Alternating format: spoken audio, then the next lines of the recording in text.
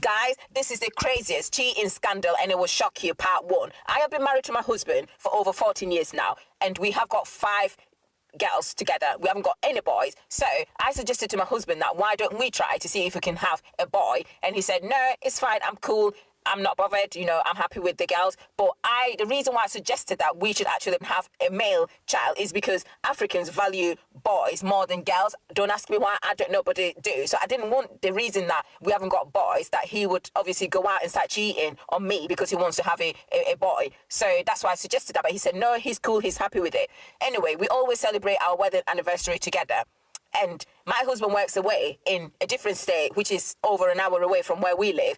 Our own house is bought, and that is mortgaged, by my husband because he's the one that works. I don't work. I am a stay-at-home mum to all our 5 children. So I suggested to my husband that why don't we just move to live with him in the state that he's working in? And he said, no, it's not a good idea because the house that we are living in is our own. And like I said, it's been mortgaged. And he said that he doesn't think it's a good idea to rent that house out to people because they might end up damaging it. And also the house that he's living in is rented and it's not that big. It won't be able to fit all of us in it. So I said, okay, cool, not a problem. Then it was our wedding anniversary.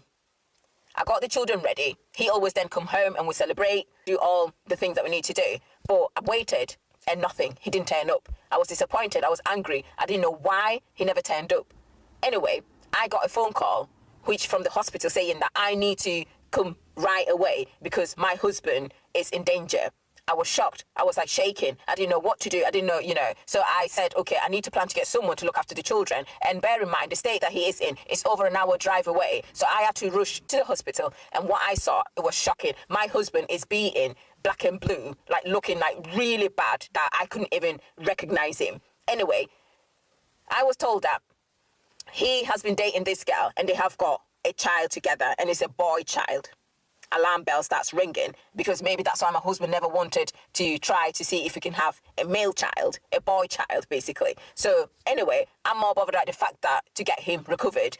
But apparently this girlfriend of his, that they were, in an argument and my husband slapped the girlfriend, the one that's got the child for him. And then she got angry and she's known to be sleeping around. She's not just got one boyfriend, she's got other boyfriends. So she went and got one of her other boyfriends with, he came with his friends and they beat my husband really, really bad. And that was the state of it. And he ended up having brain injury, the fact that there's blood in his brain and they said that they didn't think that he was going to make it.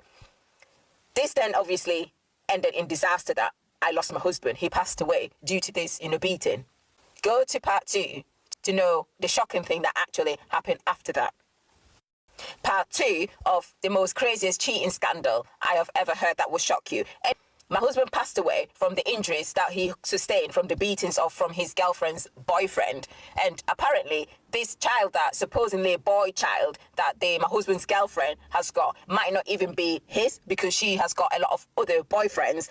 The sad thing is that because he wanted a boy child so desperate that when this girlfriend of his told him that the kid is his, made my husband stupidly, ridiculously signed over the documents to the house to that kid. Not just that, but the savings, every asset that he has got, he stupidly signed it all over to this child. So I'm sat at home and then this girlfriend comes and knocks on the door. And then I answered and she said, you need to get out of my house. I was like, what do you mean? It is me and my husband's house and our children's house and therefore it is ours. We're not going anywhere. She shows me the letter and saying that my late husband signed it over to his male child, which means that that house doesn't belong to us. So we ended up having to move. I had to move with my 5 children. And bear in mind that I wasn't working because I was a stay-at-home mum. He worked and I looked at the children. And therefore, I had no finances. I had nowhere to go. I didn't even know who to turn to or what to do. Luckily, my church members all came together because they knew the whole story, the situation that we are left in. So they all contributed and then they rented a small, house for myself and the children to live in. And God being wonderful, I've also started doing my own business, which is also going on well. And this is how we are actually being able to make ends meet.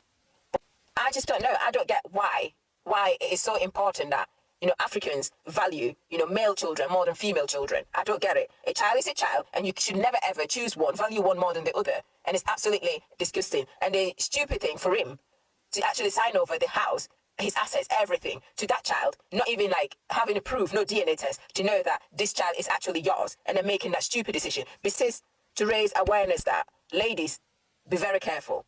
If you want to be a stay-at-home mum, cool, but make sure you've got something on the side going in case anything happens, because no one knows. Anything could happen anytime, any day. I'd like for you to comment your ideas, your opinions, your thoughts. What you would do if that was you in my shoe. How would you deal with this whole situation? Do you think that you would fight tooth and nail for that house and your husband's assets, or you just like give it in? I don't know. But I'd like to know. I'll be reading all your comments below. Take care and goodbye.